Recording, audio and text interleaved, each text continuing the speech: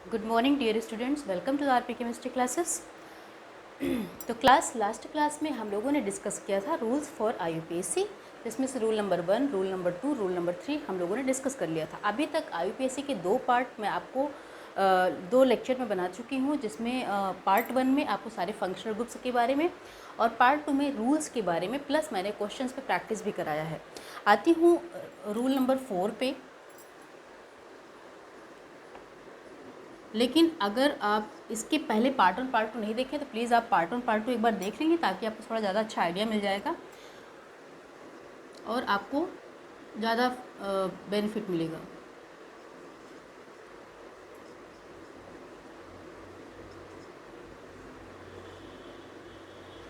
Rule number 4 for polyfunctional compounds.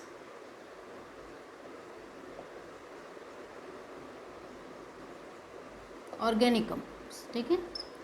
For polyfunctional organic compounds, rule number 4 जो मैं discuss करने वाली हूँ ऐसे कंपाउंड्स के लिए जिसमें मोर दैन 1 फंक्शनल ग्रुप होता है। अभी तक हमने ये बताया कि जो एक आपको छोटा सा फॉर्मूला बताया था मैंने कुछ इस तरीके से, secondary prefix plus primary prefix plus root word plus primary suffix plus secondary suffix, ठीक है। जब पार्ट 1 का लेक्चर आप देखेंगे तो उसमें देखेंगे ये फॉर्मूला को बताया गया था, और हर एक वर्ड का पूरा सिग्निफिकेंस, पूरा मीनिंग क्या होता है इनका, ये सारी चीज़ें उसमें डिस्कस कर दी गई हैं। आप उसको एक बार देख लीजिएगा। तो मैं आपको ये जो रूल्स बताने जा रही हूँ ये उन कंपाउंड्स के लिए जिसमें मोर देन 1 फंक्शनल ग्रुप हो। पॉली मतलब मोर देन, ठीक है। तो जैसे मान लीजिए कोई ऐसा कंपाउंड है,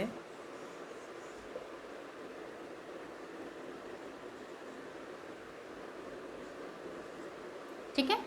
ये कैसा स्ट्रक्चर है? बॉन्ड लाइन नोटेशन, इसको क्या बोलते हैं? Bond line notation. इसको अगर आप ओपन स्ट्रक्चर करके शो करना चाहते हैं, देखिए यहाँ पे कार्बन कार्बन कार्बन कार्बन, हर एक कॉर्नर पे कार्बन होगा, ठीक है। यहाँ पे तो एक पूरा ग्रुप अटैच ही है, तो यहाँ पे आप कार्बन थोड़ी ऐड कर सकते हो।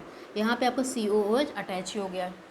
वापस मैंने आपको जैसा बता रखा है कि कार्बन की मैक्सिमम वैलेंसी 4 होती है। कार्बन यहाँ पर जो बॉन्ड मैक्सिमम बना सकता है 4 बॉन्ड बना सकता है, या तो वो चारों के चारों बॉन्ड सिंगल के फॉर्म में बनाएगा, मतलब सिंगल सिंगल सिंगल, या फिर इस तरीके से, मैं आपको पीछे की क्लास में सारा डिस्कस कर चुकी हूँ, इस तरीके से, या फिर इस तरीके से। कुल मिला के आपको ये है कि कार्बन के पास टोटल 4 बॉन्ड होने चाहिए। वो इस फॉर्म में भी हो सकते हैं कि चारों सिंगल हो जाएं, इस फॉर्म में भी हो सकते हैं कि 2 सिंगल और 1 डबल हो जाए, टोटल 4 होना चाहिए, टोटल 4 होना चाहिए। यहाँ पे देखिए कार्बन के पास सिर्फ 1 बॉन्ड है, इसके पास अभी 3 बॉन्ड बचे हैं, तो मैंने क्या किया, 3 हाइड्रोजन ऐड कर दिया।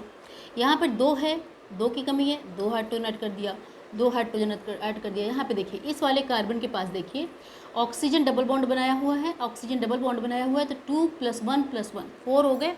अब इस कार्बन के पास कोई हाइड्रोजन आपको ऐड नहीं करना है, क्योंकि इसकी चारों की चारों बैलेंसेस सेटिस्फाई हैं। इसको मैक्सिमम 4 बॉन्ड बनाना चाहिए था और इसने बना लिया है, तो अब इसमें आप हाइड्रोजन ऐड नहीं कर पाओगे। देखिए यहाँ पे 2 बॉन्ड है, मैंने 2 हाइड्रोजन ऐड कर दिया। यहाँ की तो कोई बात ही नहीं है, COOH है ना, तो कार्बन की वैलेंसी कंप्लीट है। देखिए COOH कुछ इस तरीके से आप लिखते हो, है ना। और यहाँ पे जिस कार्बन से ये जो बॉन्ड बना हुआ है, इस बॉन्ड से ये इससे अटैच है, ये बॉन्ड आपका ये हो गया, मतलब ये CH2 यहाँ पे लगा हुआ है, तो ये CH2 जो है यहाँ से आपका COH कुछ इस फॉर्म में अटैच है। तो ये जो कार्बन है इसके पास देखिए टोटल 4 बॉन्ड हो चुके हैं, तो हमें यहाँ कोई हाइड्रोजन वगैरह ऐड करने की ज़रूरत नहीं है। वैसे भी ये एक फंक्शनल ग्रुप है, तो यहाँ पर ऐसा कुछ आपको सोचना ही नहीं है, ठीक है। आपको सिर्फ वहीं पे सोचना है जहाँ पे कार्बन आपको दिख रहा है, कॉर्नर पे कार्बन दिख रहा है, हर एक कॉर्नर पे देखिए कार्बन दिख रहा है। अब देखिए यहाँ पे मान लीजिए ये एक ऐसा ऑर्गेनिक कंपाउंड है जिसमें आपको फंक्शनल ग्रुप दिख रहा है। कौन कौन सा फंक्शनल ग्रुप दिख रहा है? ये COH कैसा फंक्शनल ग्रुप होता है? Carboxylic acid. आपको कुछ फंक्शनल ग्रुप के बारे में मैंने आपको बता रखा था,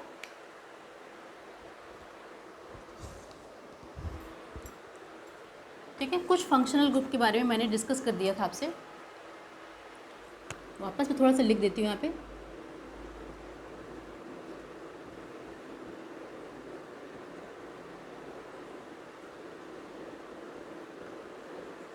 आर हटा देती हूँ, आर लगाने की ज़रूरत नहीं, सिर्फ ग्रुप के फॉर्म में लिखती हूँ।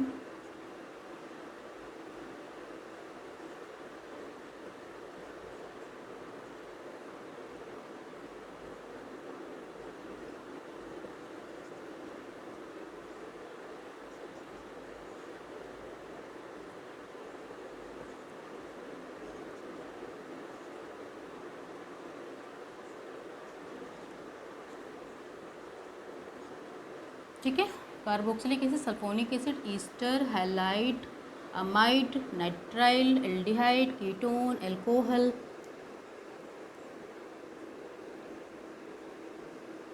ठीक है, ये कुछ फंक्शनल ग्रुप के बारे में मैंने डिस्कस किया था। और फंक्शनल ग्रुप एक्चुअल में क्या होते हैं? Secondary suffix. ये जब फॉर्मूला आप यूज़ करते हो तो सेकेंडरी प्रीफिक्स में आप क्या लगाते हो? सब्स्टिट्यूएंट्स। जैसे कि मिथाइल हो गया, इथाइल हो गया, इस तरीके के सब्स्टिट्यूएंट्स जो होते हैं उनको हम सेकेंडरी प्रीफिक्स बोलते हैं। देन प्राइमरी प्रीफिक्स हमेशा उन कंपाउंड्स में यूज़ होगा जो साइक्लिक होगा या स्पाइरो होगा या बाईसाइक्लो होगा।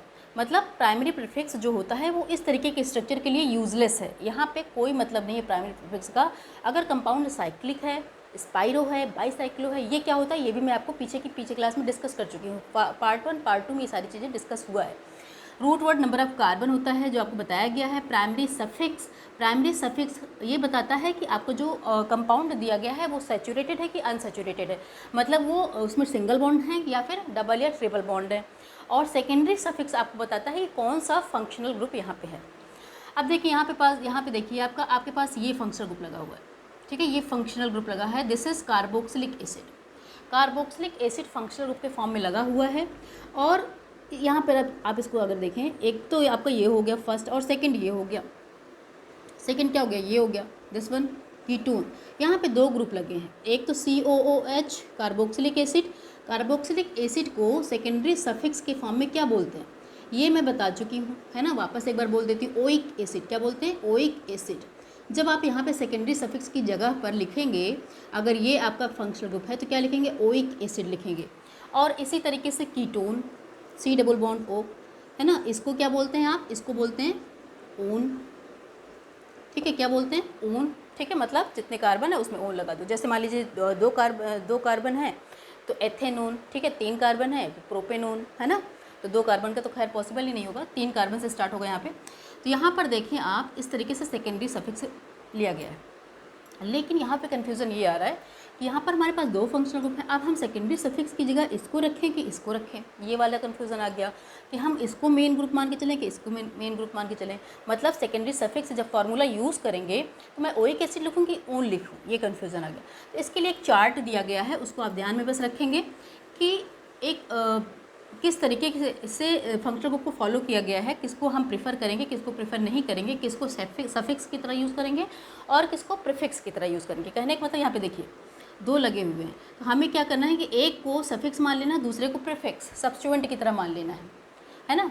दूसरे को क्या करना है? सब्स्टिट्यूएंट। भाई दोनों को तो हम सफिक्स मान नहीं सकते हैं, तो अगर मैंने इसको सफिक्स बोल दिया है तो एक को सब्स्टिट्यूएंट। अब किसको मेन फंक्शनल ग्रुप माना जाएगा और किसको सब्स्टिट्यूएंट, इसके लिए एक चार्ट है, इसको ध्यान रखेंगे आप।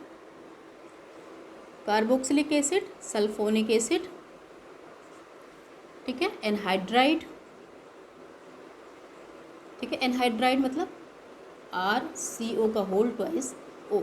एनहाइड्राइड क्या होता है? एनहाइड्राइड कुछ इस तरीके से होता है, RCO 2 बार लिखा है मतलब R, ठीक है, C double bond O R, बीच में देखिए O ये है, ये कॉमन, ये जो ऑक्सीजन है दिस वन, ये कुछ इस तरीके से बीच में लगा हुआ है। ठीक है, तो ये आपका एनहाइड्राइड होगा। RCO मिला के मैंने ट्वाइस लिख दिया और ये ऑक्सीजन कॉमन कर दिया, तो ये एनहाइड्राइड हो गया। कार्बोक्सिलिक एसिड हो गया, sulphonic acid, anhydride. Then ester हो गया, ईस्टर के बाद हैलाइड हो गया, अमाइड हो गया। R लगा हुआ है, मतलब मैं पूरे ग्रुप की बात कर रही हूँ। अगर आप चाहो तो R हटा दीजिए तो फंक्शनल ग्रुप के फॉर्म में आ जाएगा। Then nitrile, aldehyde, ketone, alcohol, thiol, amine, ether, alkene और एल्काइन।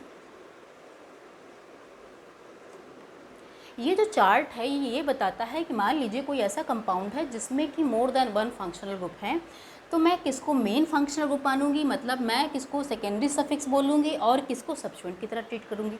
ये आपका पूरा चार्ट बताता है। ये जो ऑर्डर बनाया गया है कि मतलब सबसे ज़्यादा प्रेफरेंस किसको देना है, इसको देना है, देन इसको देना है। कहने का मतलब जो पहले आएगा उसको ज़्यादा प्रेफर करना है। ज़्यादा प्रेफर करने का मतलब उसको लो नंबरिंग देनी है, उसको सेकेंडरी सफिक्स मानना है, और जो बाद में आएगा उसको सब्स्टिट्यूएंट की तरह ट्रीट करनी है। इतनी बात आपको समझ में आ गई है।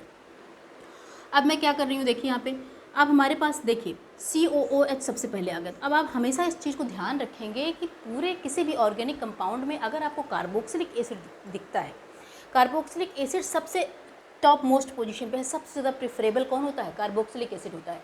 तो लोवेस्ट नंबर हमेशा कोशिश करेंगे कि COOH को देंगे और सफिक्स की तरह हम किसको यूज़ करेंगे, COOH को ही यूज़ करेंगे क्योंकि ये टॉप मोस्ट पोजीशन पे है। जैसे ही आपको दिखे ये, तो आपको कुछ चार्ट नहीं भी याद है तब भी कोई दिक्कत नहीं, आपको पता है कि भाई इसको तो टॉप मोस्ट पे रखना ही है कार्बोक्सिलिक एसिड को।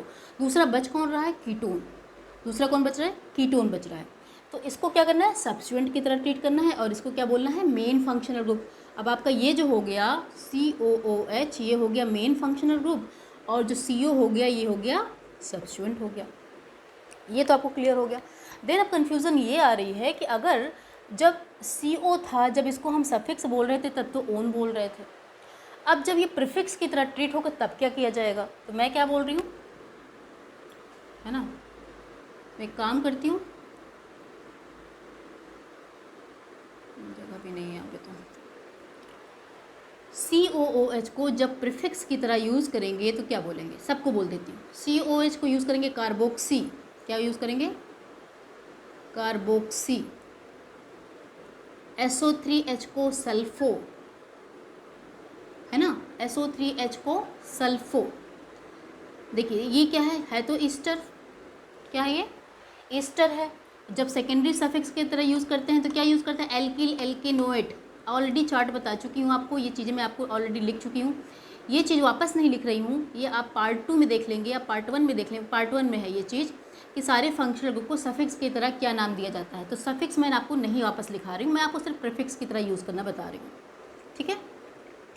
तो सेकेंडरी जब सफिक्स की तरह प्रीफिक्स की तरह आएगा तो इसको क्या लिखेंगे, सफिक्स की तरह था तो क्या हम लिख रहे थे इसको alkyl alkanoate, alkyl alkanoate.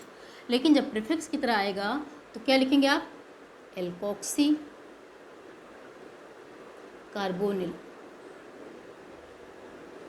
Alkoxy carbonyl, क्या लिखेंगे इसको, एल्कोक्सी। RO का मतलब मैं बता चुकी हूँ आपको, OR है मतलब वो एल्कोक्सी, एंड CO कार्बोनिल, ठीक है। एल्कोक्सी कार्बोनिल जब आपका ईस्टर ग्रुप है, जो मेन ग्रुप में अगर नहीं आ पा रहा है, उसको प्रीफिक्स मान लीजिए इसके साथ रहेगा तब तो ऑब्वियस सी बात है, इसको हम सेकेंडरी सफिक्स बोलेंगे, इसको सफिक्स बोलेंगे, इसको प्रीफिक्स बोलेंगे, क्योंकि देखिए चार्ट में COH पहले आ रहा है और ईस्टर जो है बाद में आ रहा है, तो उसमें क्या है, इसको लिखने लगेंगे एल्कोक्सी कार्बोनिल। इसी तरीके से इसको क्या बोलेंगे, अगर मान लीजिए यहाँ X लगा है तब तो हेलो लिख देंगे, और मान लीजिए Cl लगा दूंगी तब क्लोरो लिख देंगे, समझ में आ रहा है। अगर यहाँ पे Cl लगा दिया जाएगा तो क्लोरो आ जाएगा, X लगा दिया है तो मैं हेलो लिख रही हूँ, मतलब क्लोरो ब्रोमो आइडो जो कुछ भी आ जाए, तो इसको क्या लिख दोगे आप, प्रीफिक्स के फॉर्म में क्या लिखेंगे इसको, हेलो कार्बोनिल, हेलो कार्बोनिल, ठीक है। समझ में आ रहा है आपका। ये आपका देखिए कार्बोक्सी हो गया, सल्फो हो गया, एल्कोक्सी कार्बोनिल हो गया, हेलो कार्बोनिल हो गया। अगर मान लीजिए CONH2, ठीक है, CONH2 कौन सा फंक्शनल ग्रुप है, अमाइड। जब हम इसको सफिक्स की तरह यूज़ कर रहे थे तो मैंने क्या लिखा था वहाँ पे, अगर आपने नहीं देखा पार्ट में वापस देखें इसको, CONH2 को क्या बोल रहे थे, एल्केनामाइड। लास्ट में क्या लगा रहे थे, अमाइड, मतलब 2 कार्बन का चेन है, एथेनामाइड, 3 कार्बन का चेन है, प्रोपेनामाइड, है ना। तो जब सफिक्स की तरह, जब आप उसको मेन फंक्शनल ग्रुप बोल रहे थे तब इस तरीके से लास्ट में अमाइड लिख रहे थे।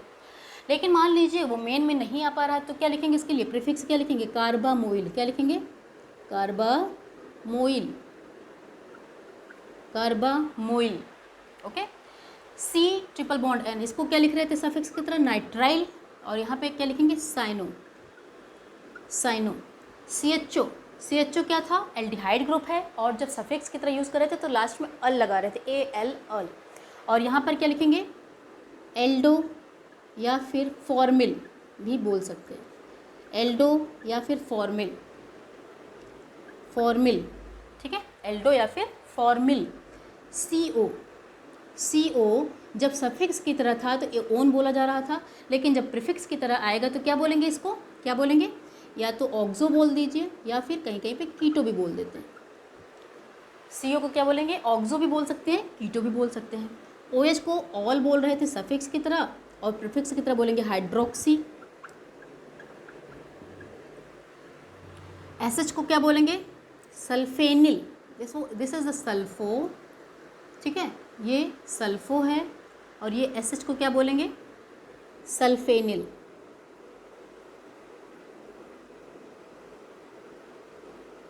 ठीक है,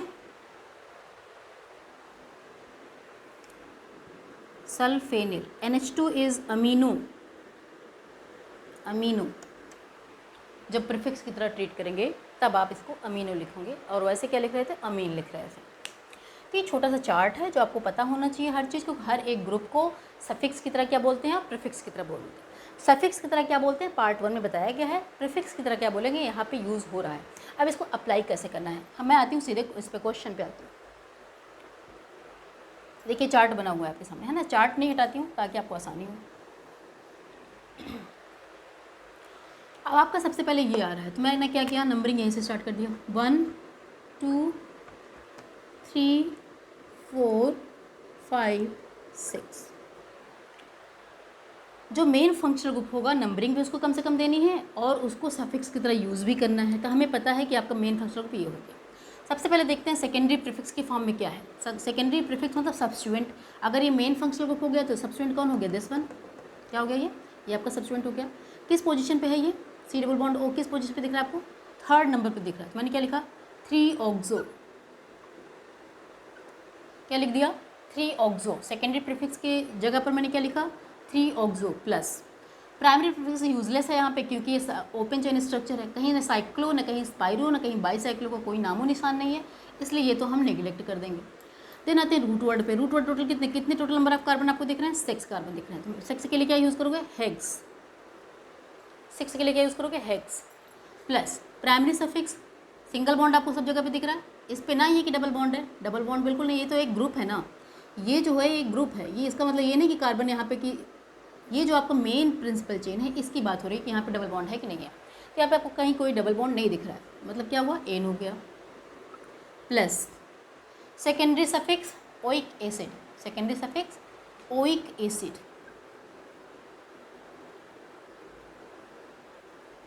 एक चीज़ हमेशा ध्यान रखेंगे, सिर्फ पहला जो वर्ड है उसको कैपिटल रखा जाएगा, बाकी हर एक वर्ड को स्मॉल में लिखेंगे। जब भी आप IUPAC करें इस चीज़ का ध्यान रखें, पहला वर्ड हमेशा कैपिटल में रखें, बाकी हर एक वर्ड को स्मॉल में रखें। अब सबको मिला दो आप।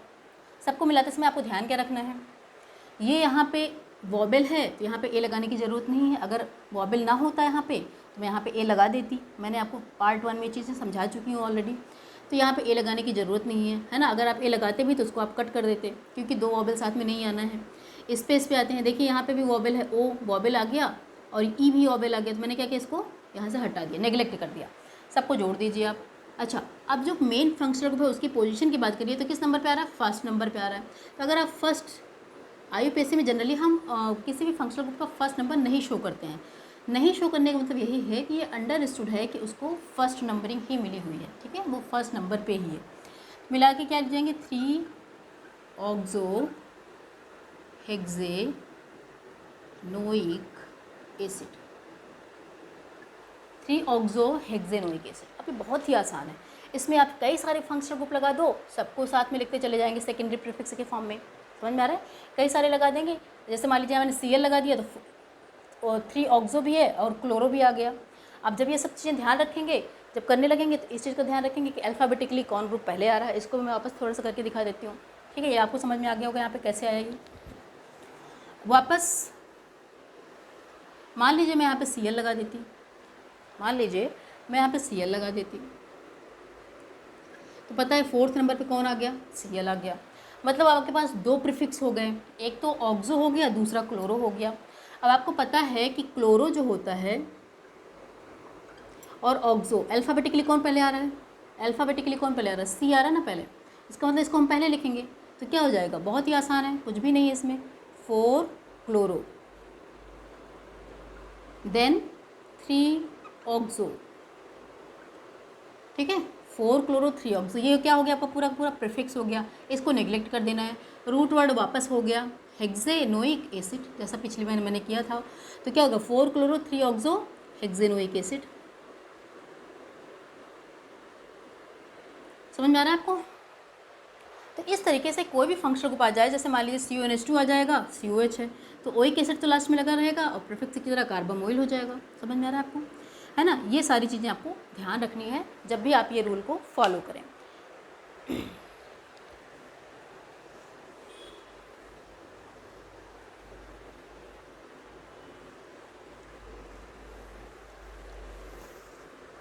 अब आती हूँ रूल नंबर 5 पे। जब भी आप IUPAC के बारे में आप सोचते हैं तो रूल्स आपको जितना पता है अच्छी बात है, उसके बाद आपको प्रैक्टिस करना मस्ट होता है। IUPAC में अगर आप प्रैक्टिस नहीं कर रहे हैं तो मतलब आप नहीं कर पाओगे। प्रैक्टिस आप खूब करें, जितना ज़्यादा आप IUPAC खुद से कर लेंगे समझ लीजिए कि उतना ज़्यादा आपका कॉन्सेप्ट हर तरीके से क्लियर हो रहा है ना। और प्रैक्टिस में क्या है, क्वेश्चन उठाइए, खुद से सॉल्व करिए, चीज़ें यहाँ पे अप्लाई करिए जो भी आपको बताया जा रहा है। रूल नंबर 5 पे आती हूँ। रूल नंबर 5 में आपको जो ध्यान देना है, ये पॉलीफंक्शनल कंपाउंड्स ही हैं, मतलब इसमें कई सारे पॉलीफंक्शनल कंपाउंड लगे, मतलब कई सारे फंक्शनल ग्रुप लगे हैं। उस केस में मैंने आपको एक वर्ड बताया था, terminal functional group. Terminal functional group के बारे में मैंने कुछ आपसे डिस्कस किया था, ये भी फर्स्ट क्लास में ही डिस्कस किया था मैंने। सारी बेसिक चीज़ें फर्स्ट क्लास में डिस्कस की थी, पार्ट 1 में, उसको देख लेंगे आप, ठीक है। तो इसके बारे में मैंने डिस्कस किया था कि जो हमेशा कॉर्नर मिले, जैसे COH हो गया था, CHO हो गया था, है ना, और क्या हो गया था, CONH2 हो गया था, और नाइट्राइल जो मेन फंक्शनल ग्रुप हो गए आपके, जो नॉर्मली आपको दिखेंगे वो ये हो गए, COH हो गया, CHO हो गया, CONH2 हो गया, CN हो गया, टर्मिनल फंक्शनल ग्रुप। अब आपके सामने कई बार ऐसे कंपाउंड दिखेंगे, देखें, एक सेकेंड,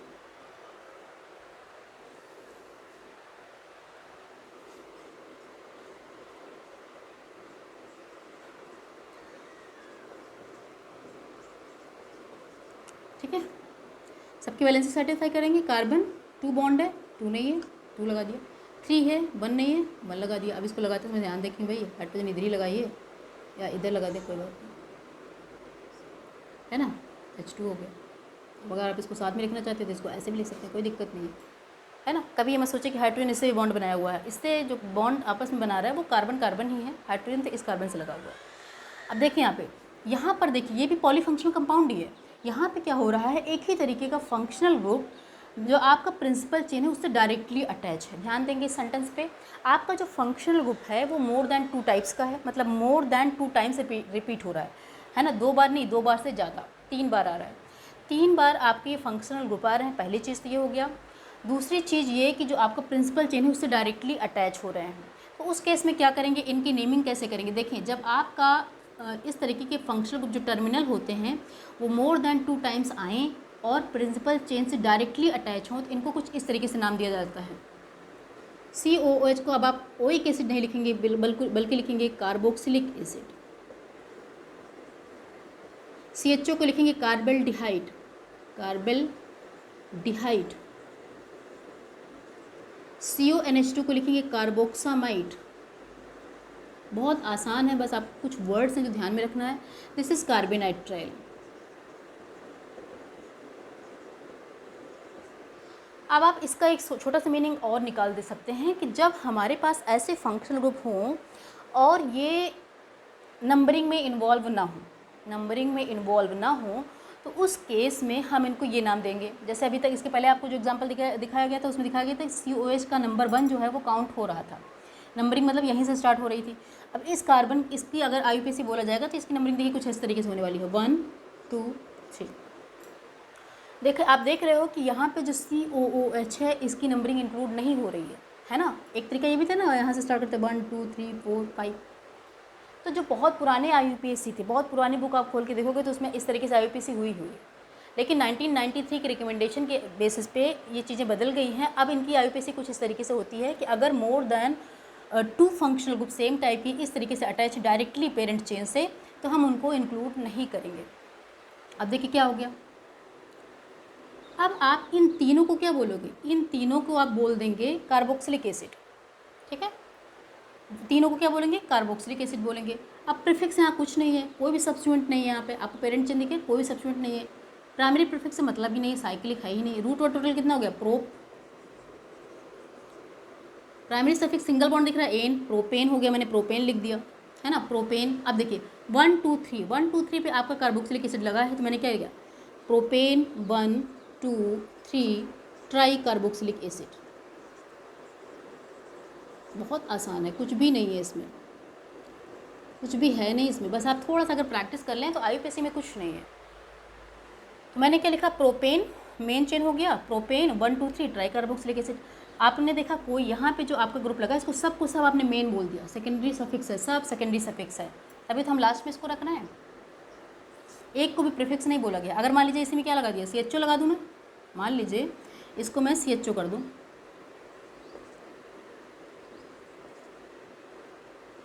कुछ भी नहीं है, प्रोपेन तो रहेगा ही, 1 2 3 तो रहेगा ही, ट्राई कार्बोक्सिलिक एसिड की जगह क्या हो जाएगा, ट्राई कार्बेल्डिहाइड, ट्राई कार्बेल्डिहाइड, समझ में आ गया, ट्राई कार्बेल्डिहाइड हो गया। अच्छा एक बात और, अब मान लीजिए अब आपका ये जो फंक्शनल ग्रुप लगा हुआ है ये कुछ इस तरीके से लग जाए,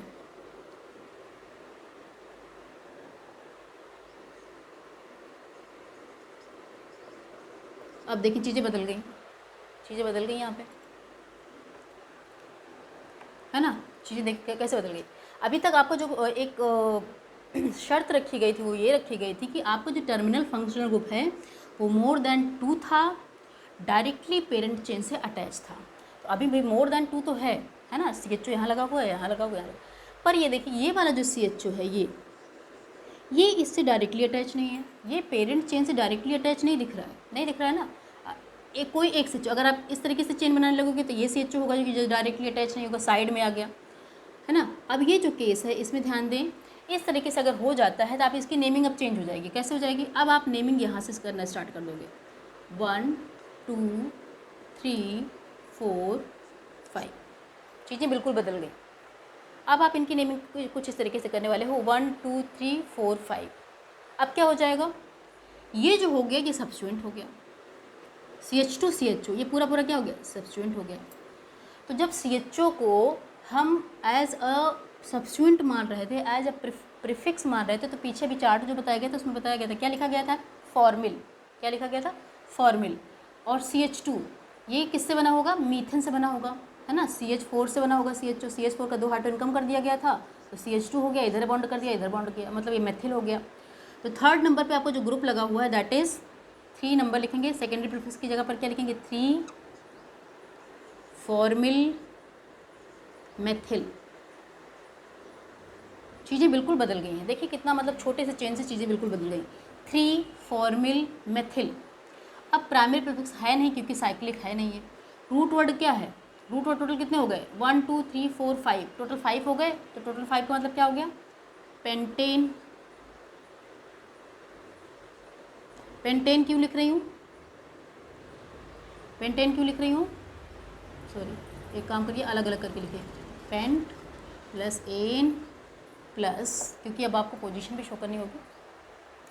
अब ये CHO है ना, CHO अब ये जो है as a functional group treat हो रहा है, एज अ फंक्शनल ग्रुप मतलब इस तरीके से नहीं ट्रीट हो रहा है। अब ये वाली बात नहीं करेंगे, कार्बेल्डिहाइड अब आप नहीं लिखोगे इसको, आप क्या लिखेंगे इसको, जो आप सफिक्स की तरह सेकेंडरी सफिक्स की तरह नॉर्मली यूज़ कर रहे थे उस तरीके से यूज़ करेंगे। क्यों ऐसा कर रहे हैं, क्योंकि अब इसका कार्बन जो है इंक्लूड हो रहा है, इसका जब कार्बन नंबरिंग में इंक्लूड हो रहा है तब आप ये वाले वर्ड्स नहीं यूज़ करेंगे, इसके पहले वर्ड इंक्लूड नहीं हो रहा था नंबरिंग में इसलिए आप ऐसे लिख रहे थे। अब ये नंबरिंग में जब यूज़ हो रहा है तो आप क्या लिखेंगे, इसके लिए क्या लिखेंगे, अल, क्या लिखेंगे, AL अल, जो आप लिख रहे थे। तो एन प्लस अल, और अल का जो पोजीशन है वो क्या है, एक 1 पे है एक 5 पे है, 1 5 डाई अल, समझ में आ रहा है आपको, क्योंकि 2 CHO है तो डाई अल हो गया, पोजीशन क्या है 1 और 5 हो गई तो 1 5 डाई अल हो गया। तो पूरा नाम क्या हो गया, अब देखिए यहाँ पे एन है, लास्ट में ई आ रहा है और डाई अल में ए आ रहा है। मैंने बोला था नॉर्मली जो ग्रुप होते हैं, जो फंक्शनल ग्रुप होते हैं, जो सब्स्टिट्यूएंट्स होते हैं, उनके हम डाई ट्राई इन वर्ड को नेग्लेक्ट कर देंगे जब तक कॉम्प्लेक्स सब्स्टिट्यूएंट नहीं है तब तक, मतलब कॉम्प्लेक्स आ जाएगा तो डाई को भी लेना शुरू कर देंगे। नॉर्मल सब्स्टिट्यूएंट है तो अल, यहाँ पर आप इसको वोबल मानोगे, ठीक है, इसको आप नेग्लेक्ट कर दोगे, तो यहाँ पे ए आ रहा है, यहाँ पे ई आ रहा है, तो मैंने क्या किया, इसको नेग्लेक्ट कर दिया। अब क्या आपका नाम आ गया, 3 formyl methyl pentane 1 5 die all.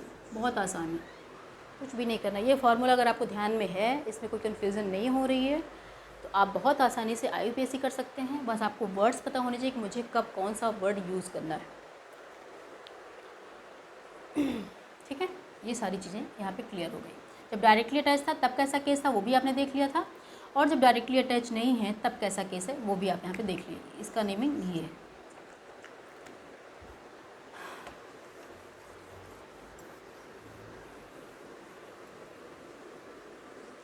ये हो गया आपका rule number 5।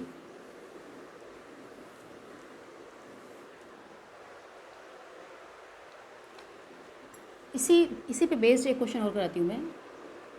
CH2 double bond CH single bond C double bond CH2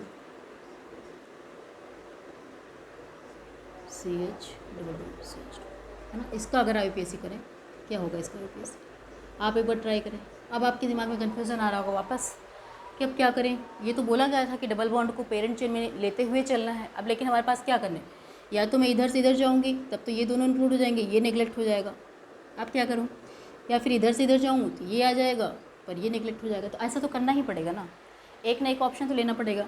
हम इसको तीनों को तो पेरेंट चेन में ले ही नहीं सकते किसी भी हालत में। आप ऐसा थोड़ी कि यहाँ भी जाओ फिर इधर से होते हुए इधर जाओ, ऐसा कुछ नहीं। आपको एक स्ट्रेट चेन जाना है, बिल्कुल एक ही डायरेक्शन में जाना है। अगर आप इधर से इधर जा रहे हो, देखिए नंबरिंग हो जाएगी 1 2 3 4 5, 1 2 3 4 5। कहने का मतलब अब आपके पास कोई ऑप्शन नहीं है, इसलिए आप एक डबल बॉन्ड को निगलेक्ट कर दे रहे हो एज ए सब्स्टिट्यूएंट। अब आप इसको ट्रीट करने वाले हो, तो पहले तो आप जान लीजिए कि इस तरीके से अगर सब्स्टिट्यूएंट लगा है तो आप बोलते क्या है इसको। अगर मान लीजिए इस तरीके से कहीं भी लगा हुआ है डबल बॉन्ड CH2 या CH2 डबल बॉन्ड के फॉर्म में, अगर कोई ग्रुप किसी पेरेंट चेन में लगा है तो उसको बोलते क्या है, मेथिलीन। क्या बोलते हैं, मेथिलीन। इसी तरीके से मान लीजिए CH3 CH डबल बॉन्ड लगा हुआ है तो क्या बोलेंगे, एथिलीडीन। एथिलीडीन क्या बोलेंगे इसको, एथिलीडीन बोलेंगे। इसी तरीके से मान लीजिए CH2 डबल बॉन्ड CH लगा हुआ है तो इसको विनाइल बोल देंगे, या फिर CH2 double bond CH single bond CH2। ये सब अगर ग्रुप के फॉर्म में कहीं पे भी लगे तो इसको क्या बोलेंगे, एलिल। एलिल, ठीक है। ये मेथिलीन हो गया, एथिलीडीन हो गया, और ये विनाइल हो गया, ये एलिल हो गया।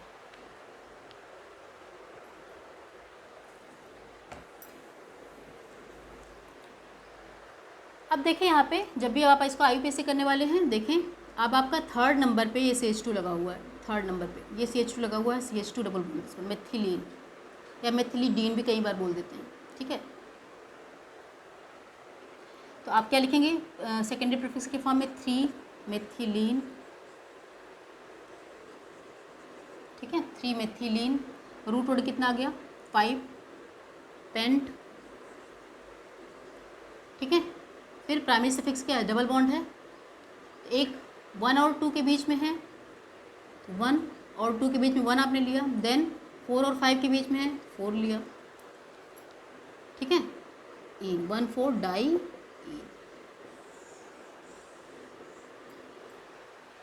समझ आ रहा है आपको। तो देखिए यहाँ पे इसको सब्स्टिट्यूएंट की तरह ट्रीट कर लिया है ना। उसके बाद सॉरी पेंट होगा ना, ठीक है, पेंट 1,4 डाई इन हो गया। तो जब इस तरीके से कभी ग्रुप आपके सामने लगे रहे होंगे तो आप इसको इस तरीके से नेमिंग कर देंगे, है ना। इस तरीके से आपको पता होना चाहिए कि इसको क्या बोलेंगे, इसको क्या बोलेंगे और इस तरीके से क्या बोलेंगे, और फिर उनके IUPAC में थोड़ा सा चेंज ला देंगे।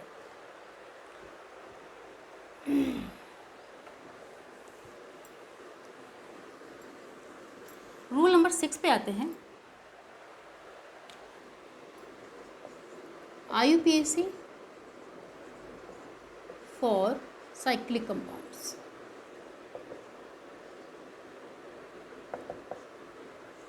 IUPAC फॉर साइक्लिक कंपाउंड बहुत ही आसान है ना, बहुत आसान है, कुछ भी नहीं करना है आपको।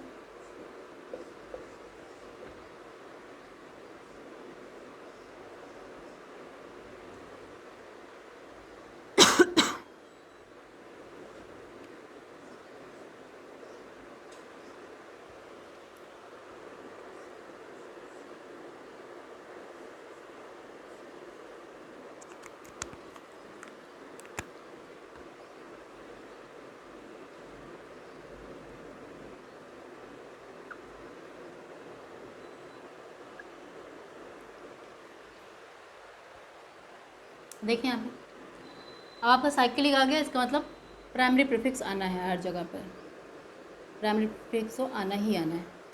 बहुत आसान है। देखें सेकेंडरी प्रीफिक्स यहाँ पे कुछ भी नहीं दिख रहा है आपको। सेकेंडरी प्रीफिक्स सब्स्टिट्यूएंट, कोई भी सब्स्टिट्यूएंट नहीं है। अगर आप चाहो तो लगा सकते हो, नहीं तो कोई बात नहीं, यहाँ पे नहीं लगाना चाहते तो। सेकेंडरी प्रीफिक्स है नहीं। प्राइमरी प्रीफिक्स में कौन है? साइक्लो। साइक्लो सब में है ना, साइकिल, वन साइकिल दिख रहा है सब में, साइक्लो। तो साइक्लो आपका जो फार्मूला था वो क्या था? Secondary prefix plus primary prefix plus root word plus primary suffix plus secondary suffix. ये है नहीं, निगलेक्ट कर दीजिए। प्राइमरी प्रीफिक्स देखिए साइक्लो, क्या आ गया? साइक्लो।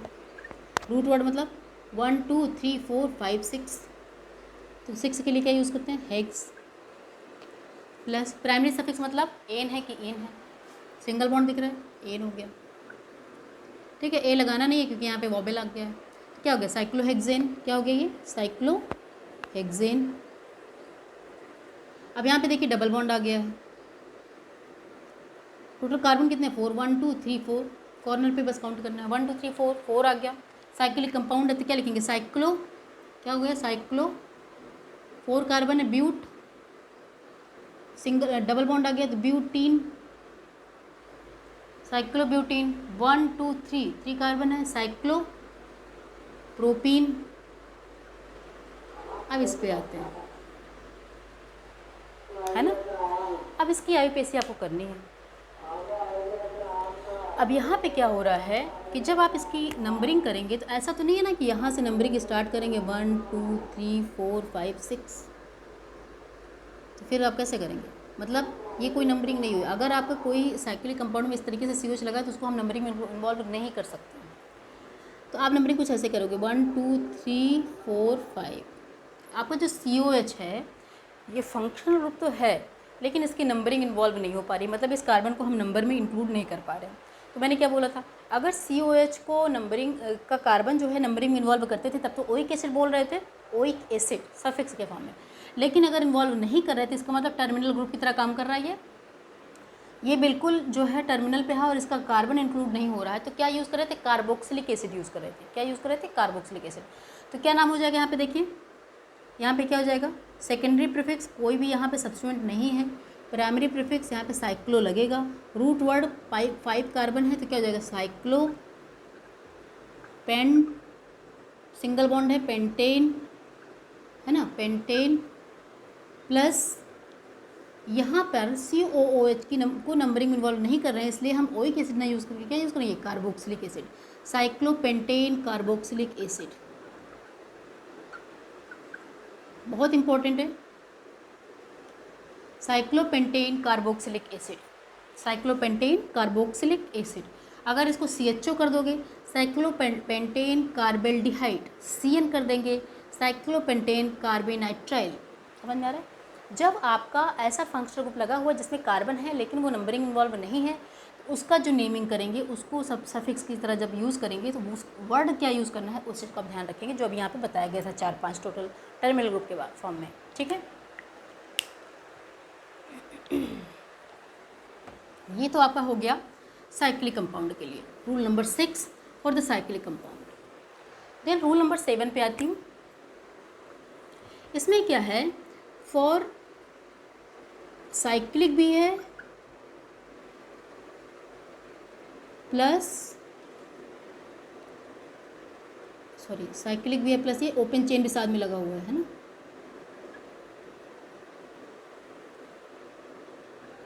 मतलब कोई ऐसा कंपाउंड है जिसमें साइकिल भी है और ओपन चेन स्ट्रक्चर भी साइड में लगा है, कुछ इस तरीके से देखें।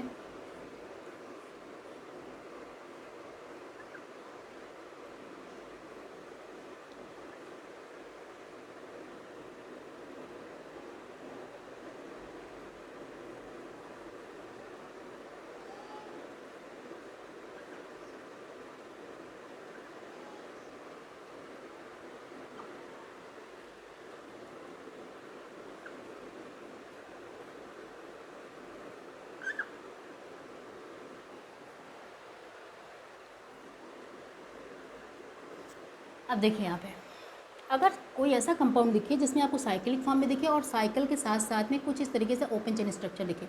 इसका तो समझ रहे हैं, हर एक कॉर्नर पे क्या है, कार्बन है ना। इसको आप ओपन करके बहुत आसानी से दिखा सकते हैं, बहुत आसानी से शो कर सकते हैं, इसमें कोई दिक्कत नहीं है। अगर आप इसको इस तरीके से लिखना चाहें, अगर कोई दिक्कत हो रही है तो आप इसको इस तरीके से दिखाइए, पहले साइक्लिक फॉर्म दिखाइए। देखिए यहाँ पे कार्बन है, यहाँ पे भी कार्बन है, यहाँ पे भी कार्बन है, कार्बन कार्बन। बैलेंस ही आराम से देखिए, आराम से कर सकते हैं। यहाँ पे CH2 लिख दिया मैंने, बीच में CH2, वापस CH2, वापस CH2 एंड देन CH3। 1 2 3 4 5, 1 2 3 4 5 इस तरीके से इसको भी शो कर सकते हो आप। नॉर्मली आपने देखिए यहाँ पे 1 2 3 4 5 है ना, CH2 CH2 CH2 CH2 CH2, बहुत आसान है। इसमें भी देखिए कुछ नहीं है, बीच में क्या किया, यहाँ पे कार्बन लगा दो आप, ठीक है, 3 कार्बन लगा हुआ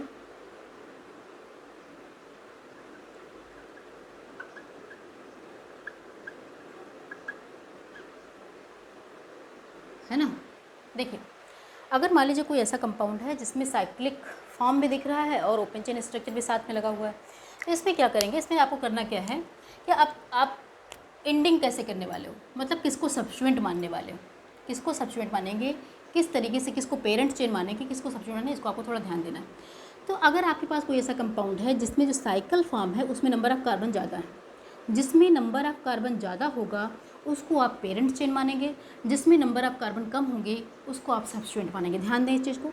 नंबर ऑफ कार्बन टोटल कितने हैं, 5, 1 2 3 4 5, इसमें कितने 6, 1 2 3 4 5 6, टोटल 6 है, और इसमें कितने 5। तो मैं सब्स्टिट्यूएंट किसको मानने वाली हूँ, इसको मानने वाली हूँ, क्योंकि नंबर ऑफ कार्बन इसमें कम है, और इसको आपको प्रिंसिपल चेन मान लोगे, है ना, इसको आप प्रिंसिपल चेन मान लोगे। तो नेमिंग कैसे करोगे, सब्स्टिट्यूएंट मतलब क्या आ जाएगा, 5 कार्बन के लिए क्या यूज़ करते हैं, पेंटेन, और जब पेंटेन सब्स्टिट्यूएंट हो जाएगा तो क्या हो जाएगा, पेंटिल, क्या हो जाएगा, pentyl, pentyl. Then primary prefix क्या क्या है यहाँ पे, साइक्लिक स्ट्रक्चर है तो साइक्लो, पेंटिल, साइक्लो, 6 कार्बन है, हेक्सेन सिंगल बॉन्ड है, साइक्लोहेक्सेन।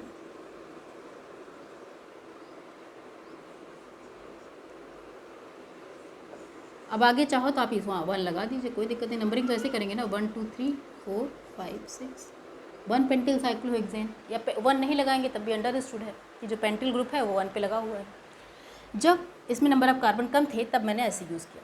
बट मान लीजिए कुछ ऐसा केस हो कि अब जो साइक्लिक फॉर्म है इसमें नंबर ऑफ कार्बन कम है, कहने का मतलब जिसमें नंबर ऑफ कार्बन कम होंगे वो सब्स्टिट्यूएंट होगा, जिसमें नंबर ऑफ कार्बन ज़्यादा होंगे वो आपका मेन चेन होगा। अब देखिए यहाँ पे 5 कार्बन है, 1 2 3 4 5, अब ये आप इसमें 1 2 3 टोटल 3 कार्बन है, तो अब ये आपका सब्स्टिट्यूएंट हो गया और ये आपका प्रिंसिपल चेन हो गई,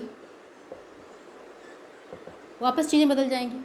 अब यहाँ पे ये जो है पूरा रूट वर्ड के फॉर्म में आ जाएगा और ये जो है आपका सब्स्टिट्यूएंट के फॉर्म में आ जाएगा, मतलब एज अ प्राइमरी प्रीफिक्स हो जाएगा। तो क्या हो जाएगा यहाँ पे, प्रोपिल, प्रोपेन से क्या होगा, प्रोपिल 3 कार्बन के लिए प्रोपेन, प्रोपेन अगर सब्स्टिट्यूएंट के फॉर्म में आ गया तो प्रोपिल, साइक्लिक है तो क्या हो जाएगा, cyclo propyl, cyclo propyl, 5 carbon total, pentane. देखिए बहुत आसान है, कुछ भी नहीं ध्यान देना, सिर्फ जिसमें नंबर ऑफ कार्बन कम है उसको सब्स्टिट्यूएंट बोल दिया, जिसमें नंबर ऑफ कार्बन ज़्यादा है उसको आपने मेन चेन बोल दिया। अब इस पे देखिए, इसमें थोड़ा सा चीज़ें बदल जाएंगी। अगर किसी पेरेंट चेन में, मतलब स्ट्रेट चेन कंपाउंड में, अगर इस तरीके से सब्स्टिट्यूएंट के फॉर्म में साइक्लिक ग्रुप जो है वो एक बार से ज़्यादा लग रहा है, देखिए सेम ग्रुप साइक्लिक ग्रुप 2 बार आ गया है, तो इस केस में आपको मेन चेन हमेशा इसी को बोलना है।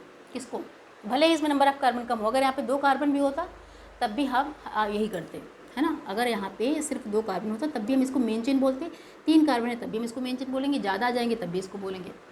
और यहाँ पे क्यों ऐसा कर रहे हैं, क्योंकि यहाँ पे जो साइक्लिक सब्स्टिट्यूएंट लगा हुआ है ये एक से ज़्यादा लग गया। तो अब क्या हो जाएगा, बहुत आसान है, 1 2 3, 1 पे लगा है 3 पे लगा है, तो क्या लिखोगे, 1 3 cyclo propyl, 1 3 cyclopropyl, 1 3 cyclopropyl, number of carbon root word में कितने, 3, सिंगल बॉन्ड है प्रोपेन,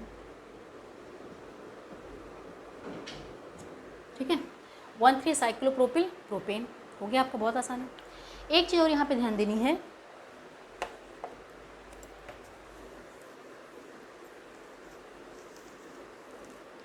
कि अगर आपका जो ओपन चेन स्ट्रक्चर है उसमें डबल बॉन्ड आ जाए,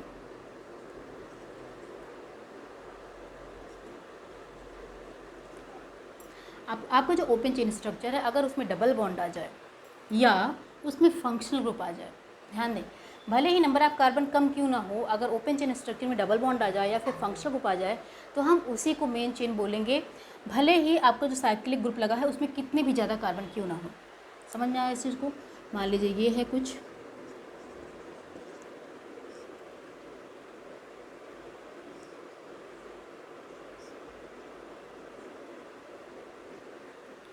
देखिए यहाँ पे देखिए डबल बॉन्ड आ गया, 6 कार्बन की चेन है यहाँ पे। इसके पहले मैंने क्या बोला था, सिंगल था बिल्कुल, वहाँ पे ना तो वहाँ कोई डबल बॉन्ड था ना यहाँ फंक्शनल ग्रुप है। यहाँ पे डबल बॉन्ड आ गया, यहाँ पे फंक्शनल ग्रुप आ गया, तो आप क्या करेंगे, अब इसको किसी भी हालत में आप मेन चेन नहीं बोल सकते हो, इसको एज ए सब्स्टिट्यूएंट ट्रीट करना है, भले ही नंबर ऑफ कार्बन कितने ज़्यादा हो जाए।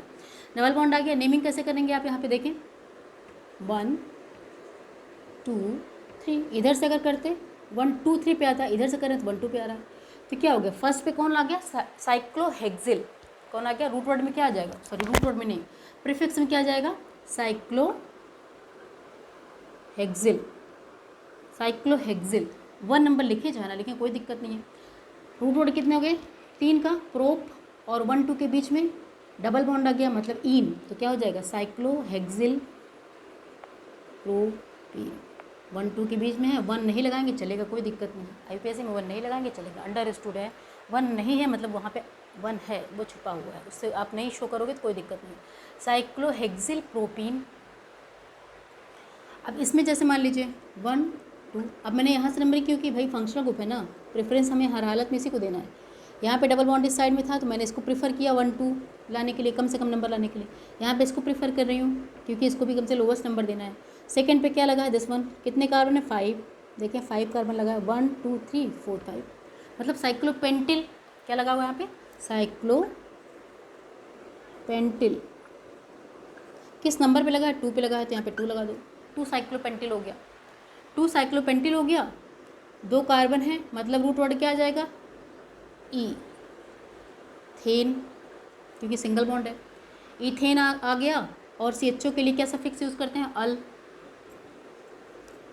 तो क्या होगा, ये वाला हट जाएगा ना, ये वॉवेल हट जाएगा, मिला देंगे सब, इथेनल, 2 साइक्लोपेंटिल इथेनल। बहुत इंपॉर्टेंट रूल है, इसमें आप अक्सर कंफ्यूज होते रहते हैं, इसको ध्यान से समझें कि अगर आपका नॉर्मल स्ट्रक्चर आपको साइक्लिक दिख रहा है और ओपन चेन स्ट्रक्चर दिख रहा है, जिसमें नंबर ऑफ कार्बन ज़्यादा हो उसको पेरेंट चेन बोल दीजिए, जिसमें कम हो उसको सब्स्टिट्यूएंट। लेकिन अगर आपका ओपन चेन स्ट्रक्चर में किसी भी तरीके से डबल बॉन्ड या फंक्शनल ग्रुप आ जाता है, उसी को आपको मेन चेन बोलना है, भले ही उसमें नंबर ऑफ कार्बन कितने ही कम क्यों ना हो। इसी तरीके से अगर साइक्लिक ग्रुप 2 बार आ जा रहा है किसी पेरेंट चेन में डायरेक्टली अटैच, उस केस में भी हम जो ओपन चेन स्ट्रक्चर बीच में आएगा उसको मेन चेन बोलेंगे और इसको एज अ सब्स्टिट्यूएंट ट्रीट करेंगे। ठीक है, ये बहुत इंपॉर्टेंट चीज़ है, यहाँ पे फिनिश होती है।